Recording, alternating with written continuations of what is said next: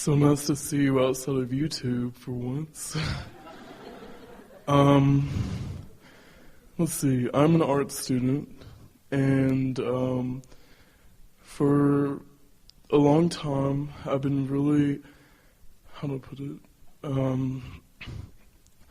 I'm very drawn to darkness in a way, like inspired.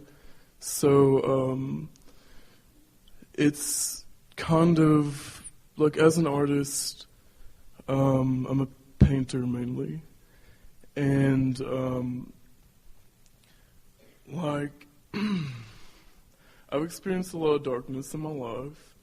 Mainly as a child, it was kind of traumatic in a way.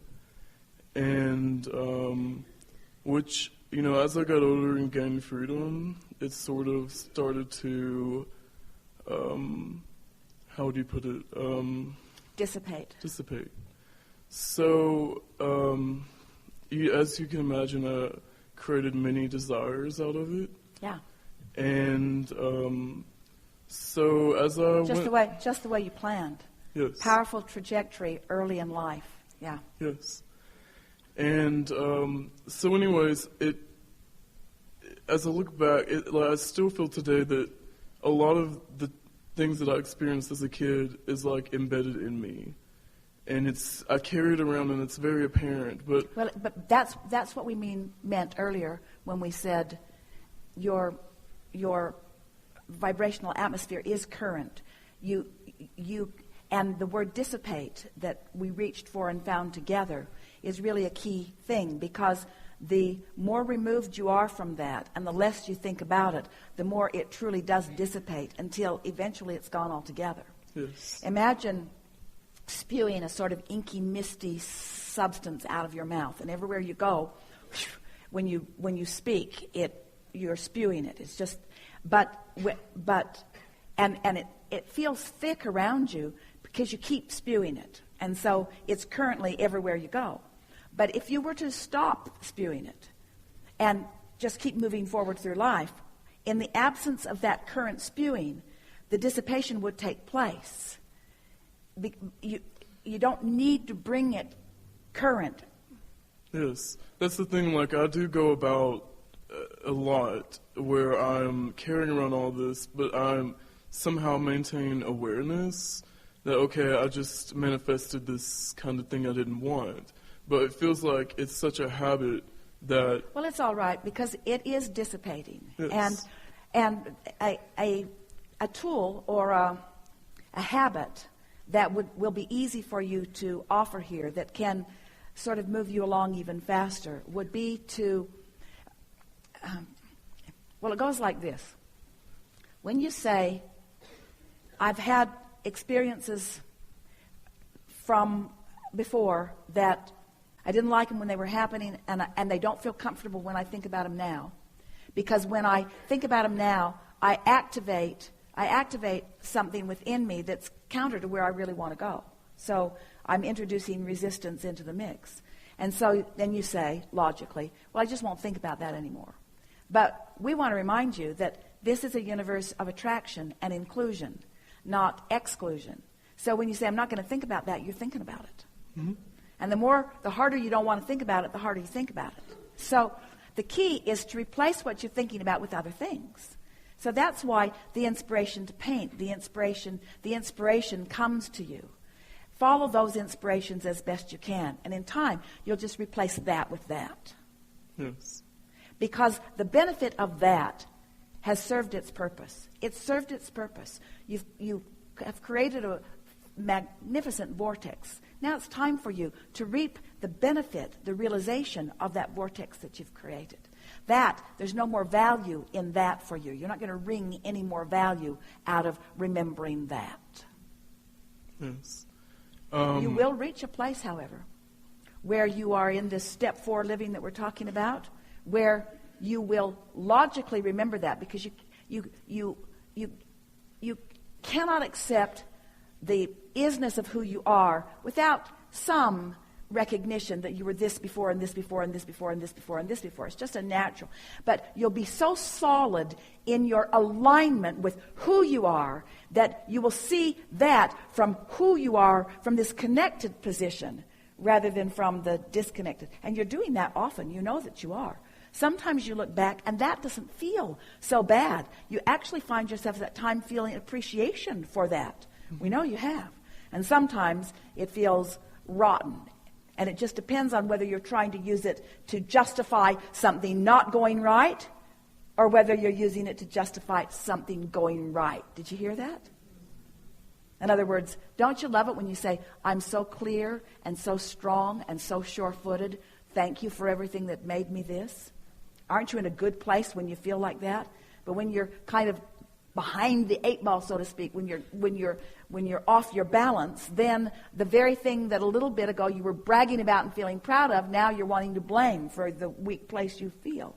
You can play it any way you want to. You can play it any way you want to. But just notice the difference in the way it feels as you play it one way or the other. Right.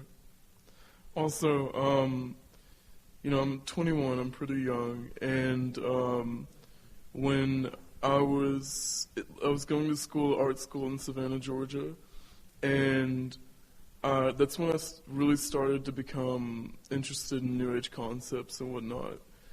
And I don't remember really around what time I found you. I think it was when I moved back home. But anyways, I went through an incredible transformation of realizations and whatnot. So much to a point to where, at one point I was experimenting with LSD and whatnot. And what I witnessed, it was so perfect in every way that I almost went into a state of shock. And I still kind of carry around that mystery with me every day, and it kind of just tortures me to the point to where when I was home, I was noticeably different to my family. I just saw the world completely differently. It was never the same. And it really scared them to the point to where it was so hazardous for me to be around them. And it felt like that to the point to where I applied to go to school in Santa Fe and got out of there. And not to mention, when I did go home after that, my intention was to, as you said, which is one of my favorite videos where you spoke of Jesus and how he was in his alignment and found a way to hold people in that, to only see them in the light.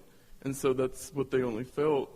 I comprehended that so much because, after experimenting with LSD, that's what I experienced. As I went into this full state of alignment, inspiration, I could feel the people around me just gravitate and wanted to be around me, and I wanted to be that for them and then be that for me, and as you can understand.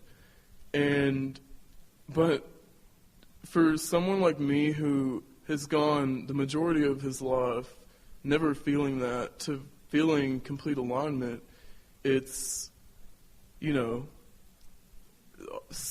almost a curse, but it's also the most inspirational thing you can ever have happen. It's a dramatic